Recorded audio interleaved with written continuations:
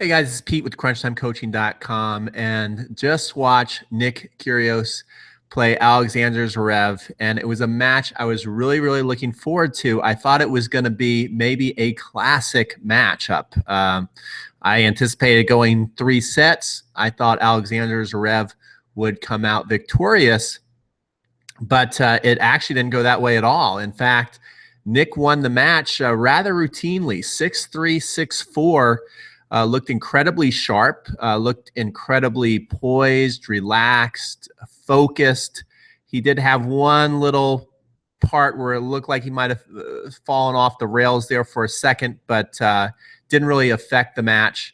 And he won very handily. And I thought one thing that was interesting is, most people, when they're thinking of Nick, they're always waiting for him to go off the rails and for him to lose his temper and for him to look agitated or for him to look disinterested.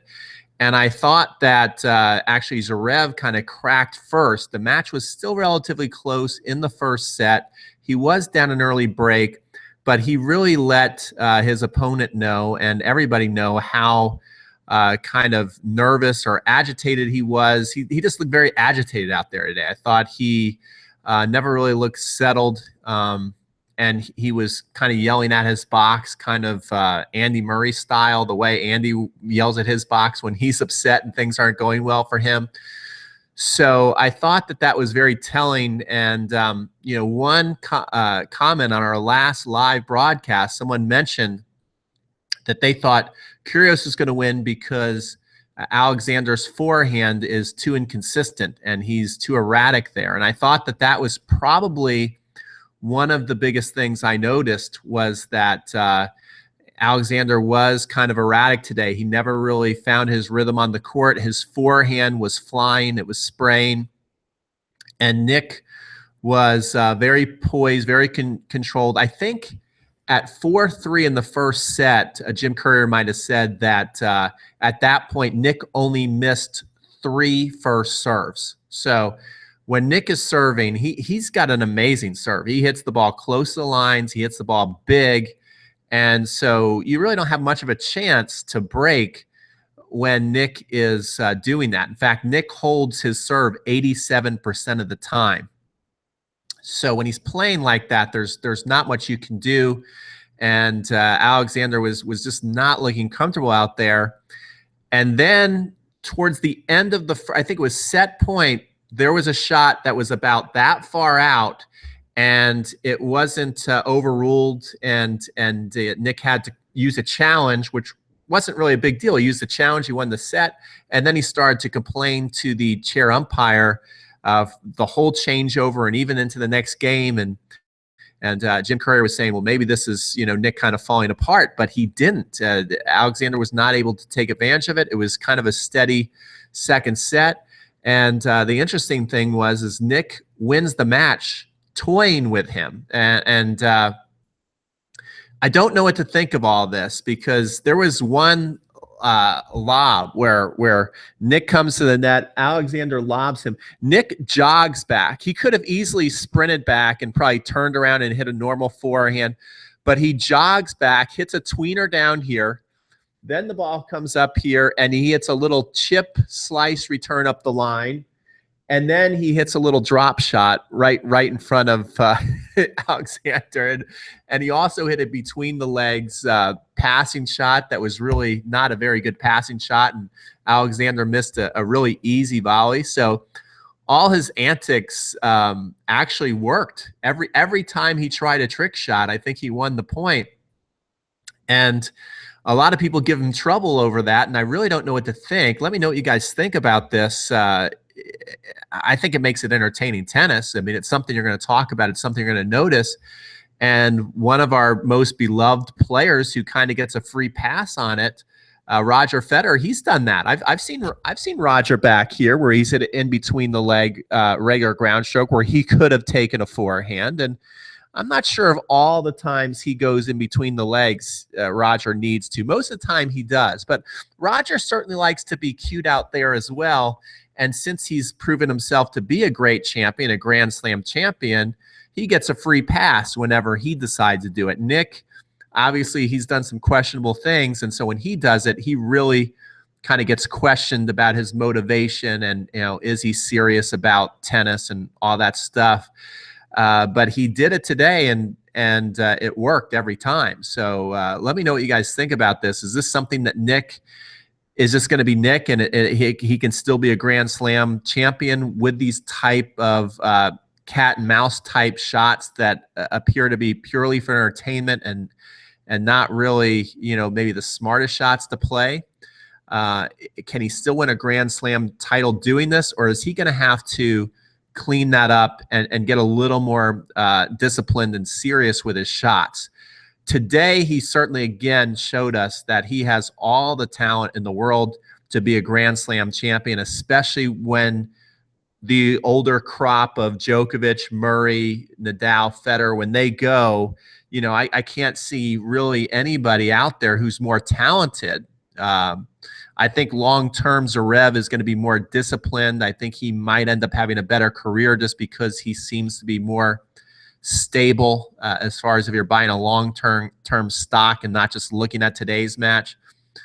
But if Nick can just keep working on himself and keep improving his attitude and his effort, I think he can win a Grand Slam title. I think he can be #1 in the world.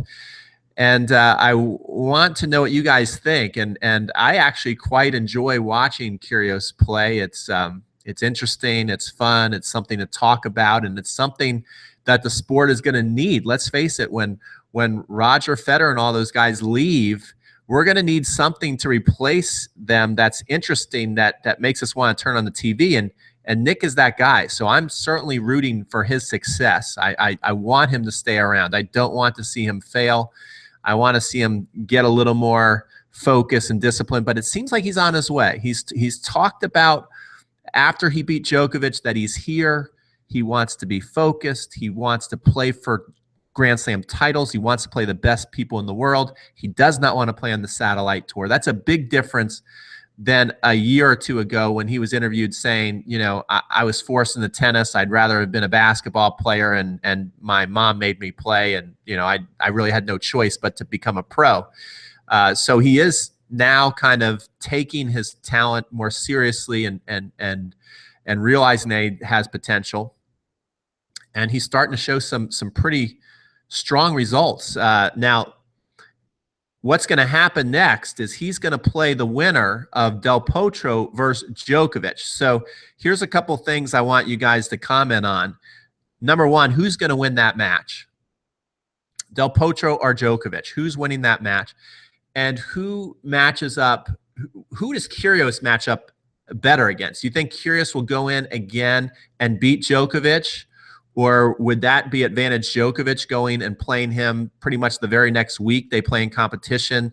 I found that when I was playing tennis, it was much harder to beat somebody twice in a row who you felt was maybe a little better than you, or you were very even. It's hard to win those twice in a row, especially when you play kind of back to back. So Kyrgios beat Djokovic 2 times in a row, or will Djokovic win that match? If he plays Del Potro, who would win that match? That would be quite interesting. 2 very tall guys, big games. I think the thing that I really like about Kyrgios's game is he's just got so much feel. I mean, did you see the way he was literally toying with Zverev at the end? He was hitting little touch drop shots. Then then Alexander came up and hit a drop shot, and then he pushed it deep behind him. Then he brought him back in with another drop shot. He's got amazing feel. He's got amazing ability. One of the, I think, the best skills you can have as a tennis player is so when someone hits the ball very hard at you, if you can absorb all that pace like a sponge. And he does that so well. He sops up pace like a sponge and just redirects it back and play, especially with his backhand. I think that's so awesome the way he does that. And then he can ramp up at any time. That's what's dangerous. You have some other players who are counter punchers. Not so much anymore, though. Everybody's pretty able to turn offense and defense and vice versa. But, back in the day, you had people who could really just absorb pace and were great defenders, but they didn't have much offense. Kyrgios can take a couple of your best shots, smoothly massage it back in the court, and then ramp up anytime he wants to. And he's got this incredible serve. He's got a lot of skills, guys. So let me know what you think about Kyrgios in his next round. Is he going to keep moving on? Is he going to win that next round no matter who he plays? I'd like to know that. I think that's what we need to look at. And we are going to have a great match tonight against Del Po and Joker. Really, really looking forward to that one. Right now, Federer is also playing Steve Johnson. You got Sock, Dimitrov. Guys, I cannot remember a time where tennis was so interesting match after match. Okay. Usually in a tournament, I'd be looking forward to maybe one match a day or one match every 2 days, especially this early in the tournament. There wouldn't be many matches where I'm like, I got to watch this match. So this is pretty cool that we're able to have all this. Let me know what you guys think. And I will definitely be back to wrap up. We'll see how Federer's match is. If Federer's match is relatively routine, I don't know if I'll come back for that, but I definitely want to come back for the reaction on Del Potro Djokovic. So I will be back for that for sure. Might be back for Fed. We got to preview Fed Nadal too. That's going to be awesome. And that's it. So, hey, guys, if you love tennis and you love tennis instruction, you love talking about tennis, then subscribe to my channel, which is crunchtimecoaching.com, where I have reactions to matches and match analysis. And we also have lots of instruction on the channel as far as if you want help with your serve, your forehand, your backhand, your volley, your mental game, fitness, anything you want, we got it on this channel. So you might as well hit subscribe right now. And we'll see you on future videos, guys. Thanks so much for watching today.